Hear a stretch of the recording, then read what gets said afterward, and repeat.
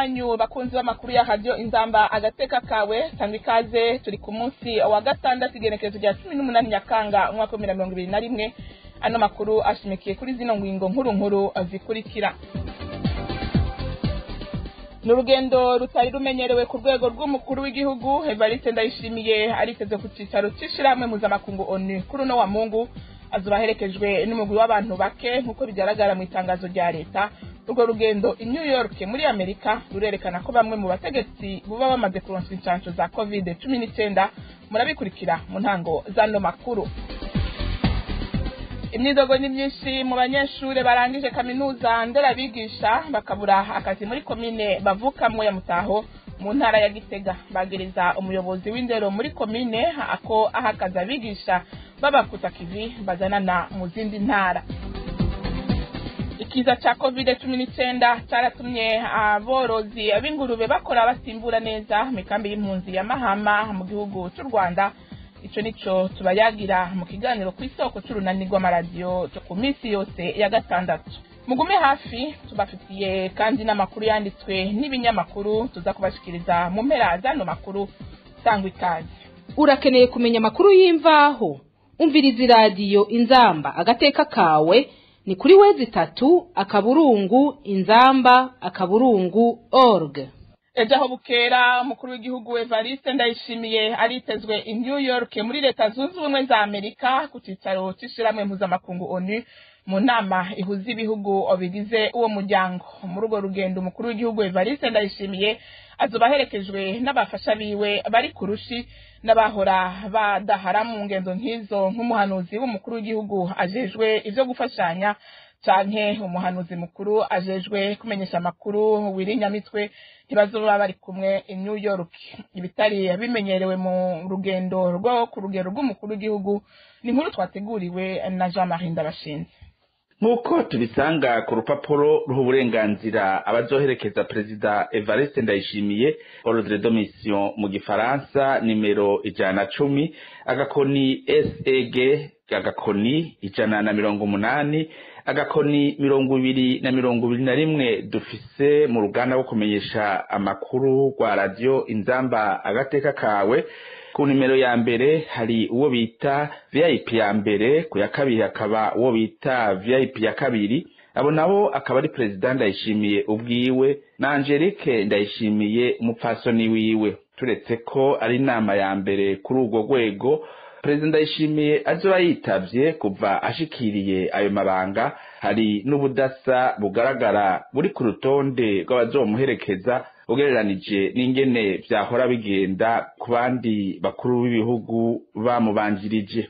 Mu gihe hahora hari ba ntibahara mu ngendo z'umukuru w'igihugu ziri ku rwego nk'ubwo, aha twovuga nk'umuhanuzi mukuru ajejwe imigenderanire mu biro vy'umukuru w'igihugu, umuhanuzi abajejwe ibikorwa vya ONU mu biro vy'umukuru w'igihugu, umuhanuzi mukuru ajejwe byo kumenyesha amakuru. Muri abo bose nta numwe azoherekeza umukuru w'igihugu. Evrine Butoyi avugira ibiro vy'umukuru w'igihugu akaba ari we wenyene rudende dusanga kuri urwo rutonde, haba mu bahanuzi bakuru ba President Ndayishimiye canke mu bahanuzi basanzwe. Ku nsiguro bamwe n'abandi baha urwo rutonde rw'abantu bari kurushi bazoherekeza umukuru w'igihugu mu nama ikomeye nk'iyo. Amasoko yacu mu biro kwa President Ndayishimiye atubwira yuko insiguro zishobora kuba mu buryo bushika nka butatu. Bamwe bagira bati President Ndayishimiye abikora mu ntumbero yo kudasesagura amatungo ya leta. Abandi bati nkumbure ntagishaka kwikoza abahanuzi wenyene atashizera gifitiye, avuga yuko ari binebwe ataco bagihereza iminwe. Kurundi ruhande bakavuga yuko ubukene bw'amafaranga y'agaciro burangwa mu gihugu ngo bwoba bwarashitse no mu biro kwa Ntare Rushatsi. Mu gihe buca Evariste Ndayishimiye nabo bari kumwe baja muri Amerika, abatari bake bibaza ko batojayo batabanje kuronswa incanco za COVID-19 nkuko ico gihugu kibisaba.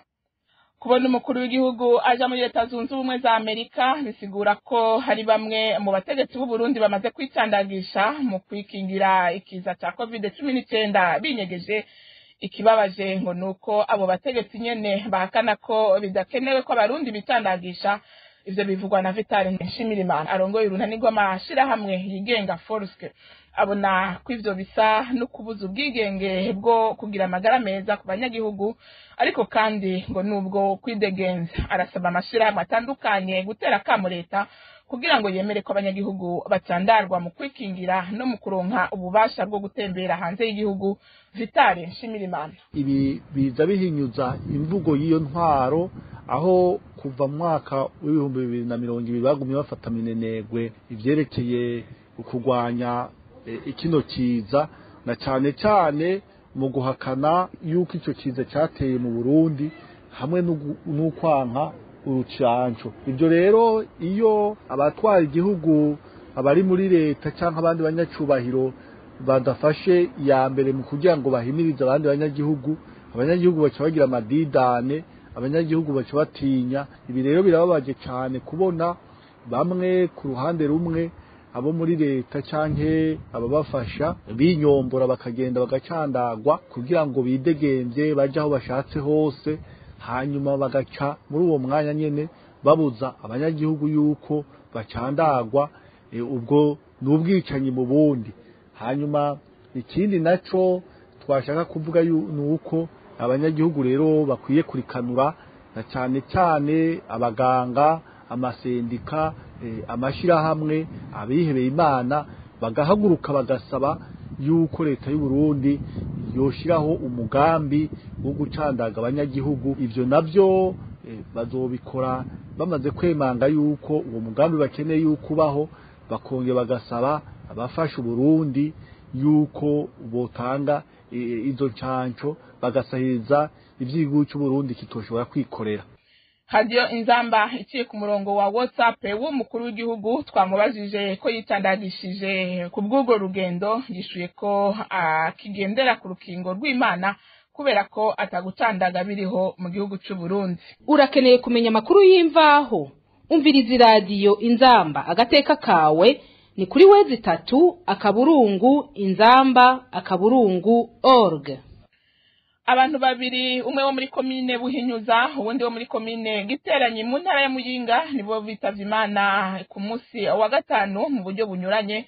Umwe akaba yapfiriye mu kinogo cy'akazu ka sugumwe, uwundi yaguweko n'uruhome rw'inzu, kuko amakuru atandukanye ava muri ayo makomine avyemeza. Ni nkuru tubaza Josine Kazi.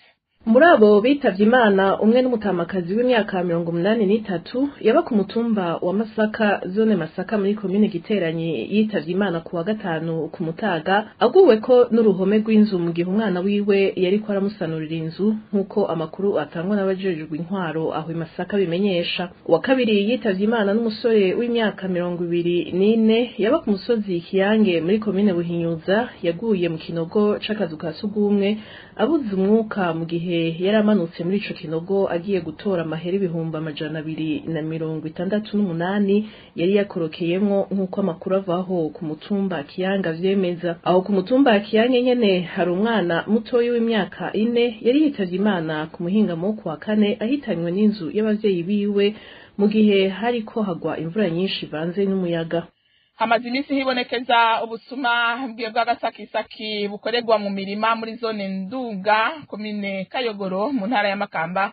Abanyagihugu bo muri iyo zone baratewe ubwoba n'ubwo busuma, bagasaba abajeje intwaro kutuza iyo ngeso hatararengerana. Ni nkuru dushikirizwa na Jacob Sibomana.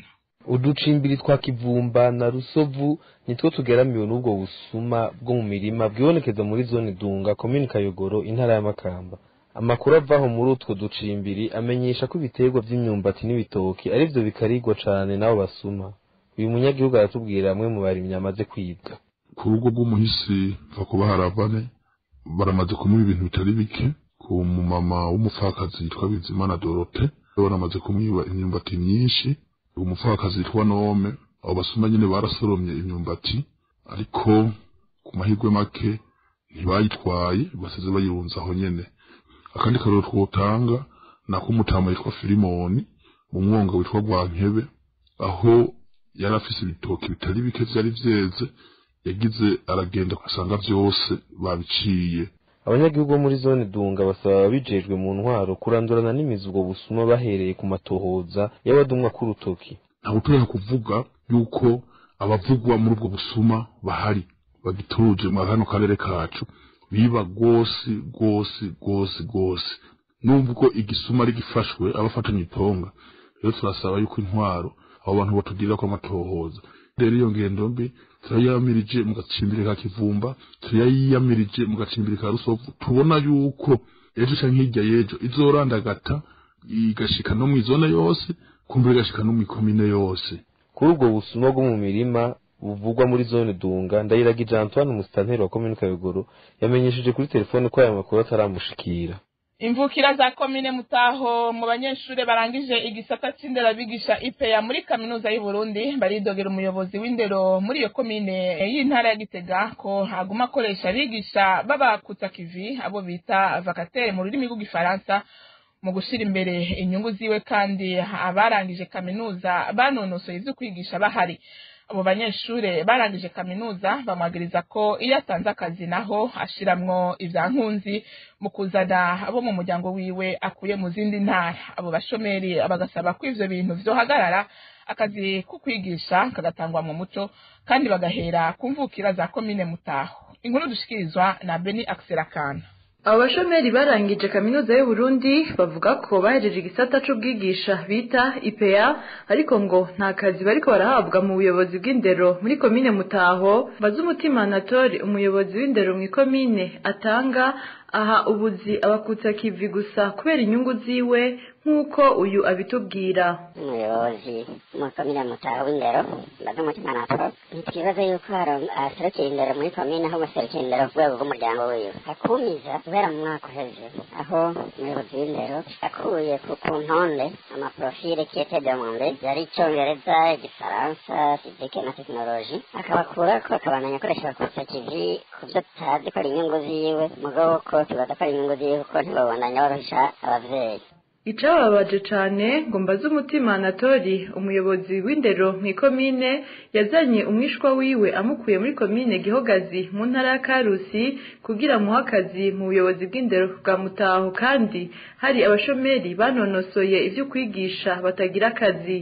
Aho baheruka mu gusubiriza abigisha batakiri ku kazi, twagiye tubona umwigeme Ndeho kubwayo Esperance avuka muri komine Gihogazi, akana akaba ariyo basanzwe baba mu ntara ya Karusi. Twabona agiye gukora ahabwa akazi kw'ishure ry'abagenzi bita Lycée des Amis du Chardaki zo mu Caro. Cadutangaje niko twasanze ari umwishwa we. Umuyobozi w'indero muri komine Mutaho Mbazumutima Anatole abwira abo basaba akazi kwandikira ikete ryo gusaba akazi ubushikiranganje bw'indero kuko ariho hatangirwa akazi. Ndetse yabikora ivyo ni ministeri n'akazi ka ministeri n'ibyi amaprofili abakenewe, turatanga amabezo yose muri komine, turatanga amabezo abakenewe muri komine, hama ministeri nibwa ati tuza rupipireje ibibezo n'izi shiva kota ibihari kuno oroketema yagenze naza batamu no yidoga nawe ntiyandika ikete agire rukuru, yandike komisiyo nationale cyo muri komine twarabihejeje kandi bimeze neza cyane. Abashomeri bobo basaba ko ivyo bintu vyohagarara, akazi ko kwigisha kagatangwa mu muco kandi bagahera ku mvukira za komine Mutaho. Ingoro y'umugambwe Senere yarayisambuwe. Ivyo vyabaye mw'ijoro ryo kuri uyu wa gatanu muri komine Muhuta intara ya Rumonge. Ibaye ingoro igira indwi isambuwe muri iyo komine kuva mu kwa gatatu uyu mwaka nkuko abasenere bavyemeza. Eme Magera aserukira uwo mugambwe mu bindi bihugu ariyamiriza ivyo yita ko ari agasomborotso kagirwa n'umugambwe uri ku butegetsi. Inkuru ya Josephine Johnson Nkunzimana. Iyo ngoro y'umugambwe Senere yari ku mutumba Gitaza, ivyari bigize vyose vyarononekaye nk'uko Eme Magera aserukira Senere mu makungu avyemeza. Avuga ko abayivumuye ari abari mu mugambwe uri ku butegetsi CNDD-FDD. N'ijoro ryakeye niho babomoye, nta gisigaye kuri iyo nyubakwa uretse amabati naho nyene yavunaguritse. Iboneka coco nuko bari bafise umwanya, bari bafise uburyo, uvuga ko ari imbonera kure bari kumwe n'ubutegetsi bwa komine. Aime Magera arasaba ariko abanywanyi ba senere kubandanya batekanye. Abanyagihugu turasaba kuba bafatanye neza bagakomeza urunani bagakomeza gukora ibikorwa by'umugambwe senere ntibadebukirwe ntibacike ivutu. Kuri ivyo radio Inzamba yarondeye Donatien Manirakiza atwara umugambwe CNDD-FDD mu ntara ya Rumonge avuga ko ivyo vyose uwo mugambwe wagirizwa atari vyo. Icyo ni ikinyoma cyambaye ubusa sibyo. Oya so bayibomoye kabisa. Abo n'abagizi ba nabi hari abanywanyi bacu barabafotoye.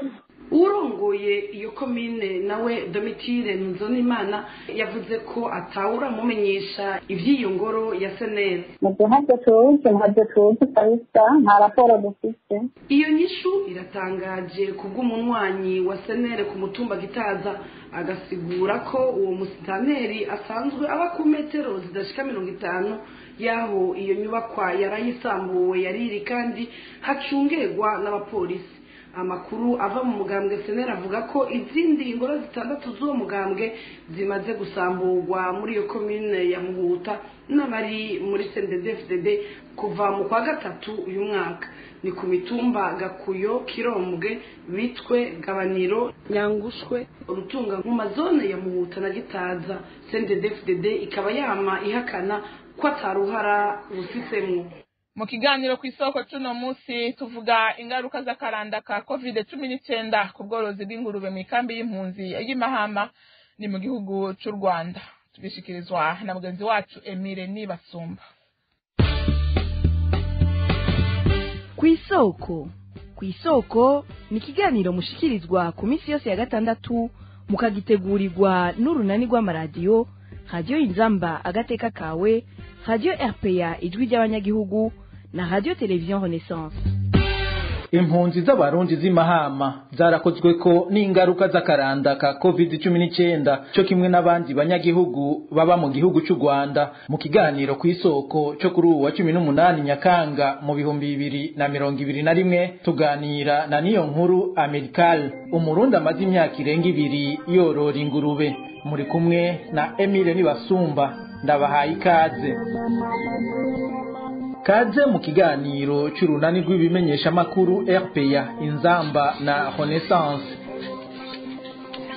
Ingurube ni bimwe mu bitungwa byororerwa mu ikambi y'impunzi y'abarundi iri Mahama, ni mu buseruko bushira ubumanuko bw'igihugu cy'u Rwanda. Twaheruka kuvugana akaranda ka coronavirus kataratera ku isi. Ico gihe ingorane nyamukuru ya niyo nkuru Americal yari yuko utaronka byoroshe imfungurwa z'ibitungwa vyiwe. Muri kino gihe niyo nkuru Americal asanzwe yorora ingurube zirenga 30, amenyesha ko ahanzwe hanini no kubura isoko. Imbere yaho twaronka abantu baza kuzipakira nubwo baduhamera make, mugo baraza bakazipakira bakagenda kuzandaza za Gisenyi n'ahandi cyangwa muri Kongo.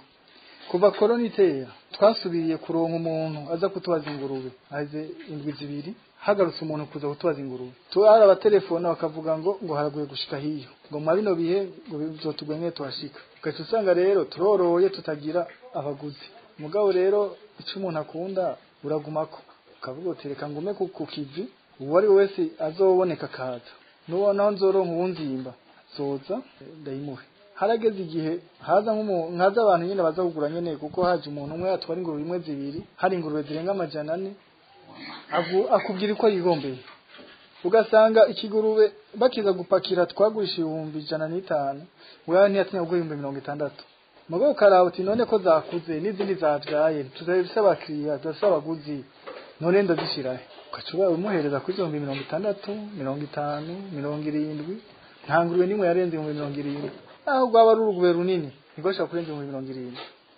Urumva ingaruka ko zatubaye ko zikomeye, cyateye uruhombo rukomeye cyane. Ivyo ariko ntivyabujije ko abandanya ubworozi bwiwe, nkuko niyo nkuru Americal abandanya bivuga. Bugiye umuntu akora ikintu akunda, kiretse yuko bituzanira amahera, burya n'ibintu by'ubworozi hajya ni n'umuhamagaro. Iyo ikintu gikunda uragikora ukakigumako, ukagenda ukora buke mugo ukagumako, ntucike intege. Abana ko n'ubu tukibandanya, kandi aho tugeze ubunya naho tutarashika aho twifuza, ubunye dutanguye kuza turahindura ubwoko.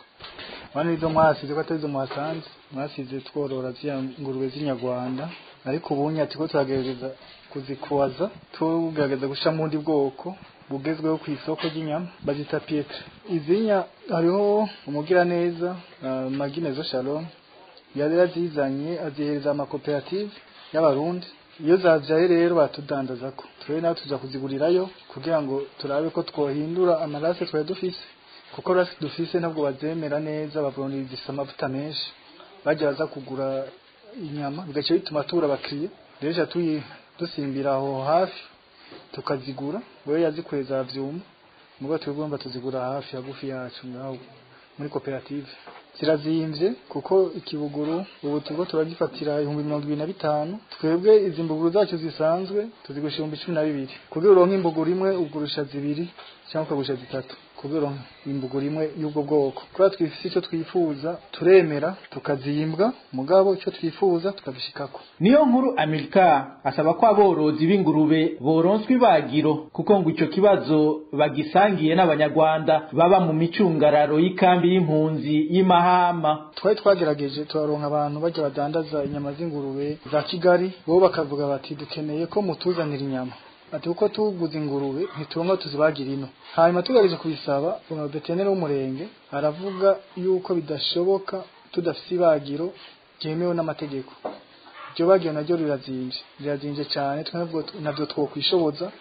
Ikintu rero dusaba kugira ngo ibibazo bihere nuko tworonka ibagiro hafi yacu, kuko tumaze kuronka ibagiro n'abandi benshi boca baza bakorora, kuko baba bafise marché de kurema, baba bafise isoko aho dushorera izi ngurube zacu. Rero turakeneye cyane gose ibagiro ry'ingurube ryemewe n'amategeko. Ikambi ya Mahama niyo nkuru Amerika yahungiyemwo gushika mu mpera z'ukwezi k'umunani muri uyu mwaka w'2021 yarimwe impunzi zirenga 45,000 kubw'ibiharuro bitangwa n'igisata ca ONU kijejwe impunzi HCR. Aha akaba ari naho ikiganiro ku isoko kigarukiye. Ndashimiye bagenzi bacu bo muri radio Inzamba na television Renaissance batororokanije amajwi y'umworozi w'ingurube niyo nkuru Amerika. Namwe mwaduteza abiri ndabashimiye, mwari kumwe na Emile Nibasumba, naho ubutaha. Cyari kiganiro ku isoko. Arakoze Emile Nibasumba. Ano makuru tuyasozerere kuyanditswe n'ibinyamakuru, ayo nayo tuyasomerwa na mugenzi wacu Blaise Nijimbere. Amakuru yanditswe n'ibinyamakuru kuri radio Inzamba. Kaze nshuti bagenzi muri ano makuru yanditswe n'ibinyamakuru muri ndwi turiko turasozera. Tuyatangurire mu bya politike. Ikinyamakuru Iwacu candika kwihagarikwa mu mirimo rya musitanteri wa komine Ntega. Umushikiranganje w'intwaro yo hagati mu gihugu, umutekano n'iterambere ridakumira, mwikete rihagarika uwo musitanteri yamenyesheje ko atacizere yaragifitiwe n'abanyagihugu. Ariko rero amakuru ikinyamakuru Iwacu gifise ngo nuko yoba yahowe amajambo yavugiye kuri telefone yifata amajwi, aho yagaragaje umunezero kwigenwa mu bihugu vy'amahanga ryumwe mu bihangange mu mugambwe CNDD-FDD avuka muri yo ntara ya Kirundo. Uwo nawe akaba ari kwisonga mu matata ashobora gucanishamwo abagumyabanga. Amakuru yanditswe n'ibinyamakuru tuyabandanirize ku vy'agateka na muntu. SOS Media candika kubijanye n'ihohoterwa rya kiremwa muntu, rivuga ko ihinduka ry'ubutegetsi mu Burundi ridasigura ko agateka na muntu gaca kareka gutotezwa. Kuri uwa kane niho umugwi wa ONU ujejwe agateka na muntu washira ku mugaragaro icegeranyo kigira 5 kuva mu mwaka wa 2016 kubijanye n'agateka na muntu mu Burundi.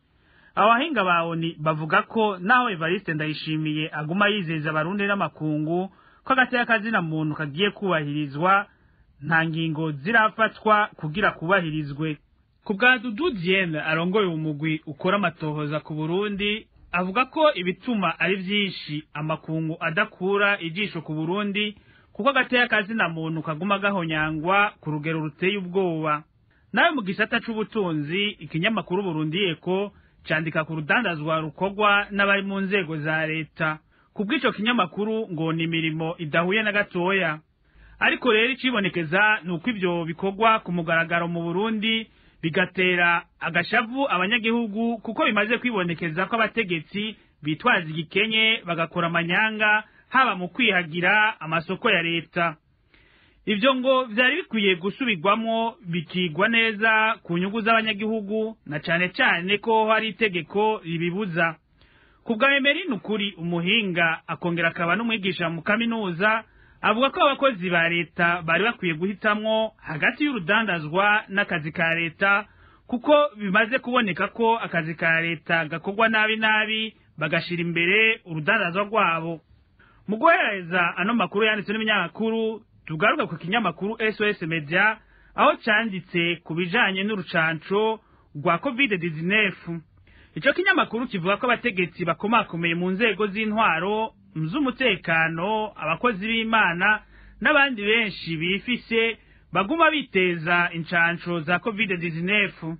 Hakarorero kuri uwa kane ku biro vy'userukira igihugu ca Kenya mu Burundi Bujumbura isinzi ry'abantu ryari ryakinje kuri ivyo biro baje kwiteza urukingo rwa mbere.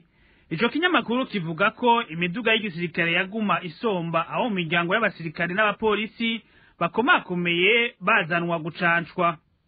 Abo n'abandi bakavuga ko batumva ingene abategetsi uhereye ku nzego zo hejuru baguma biteza urukingo mu mpisho mu gihe batigera bahimiriza abanyagihugu kwicandagisha. Ni kuri iyo nkuru rero y'abategetsi baguma biteza urukingo mu mpisho turangirije ko amakuru yanditswe n'ibinyamakuru muri ino ndwi. Blaise Nijimbere mwari kumwe ndabipfurije kuranirwa aho muherereye hose naho butaha. Amakuru yanditswe n'ibinyamakuru kuri Radio Inzamba. Tumushimire Blaise Nijimbere, dushimire namwe mwese mwari muduteza abiri n'abagenzi bacu batorokanije nabo turabakengurukiye cyane. Diane Nkuru nziza na yabashikirije abandi bifurije ibihe vyiza bisozera indwi naho butaha.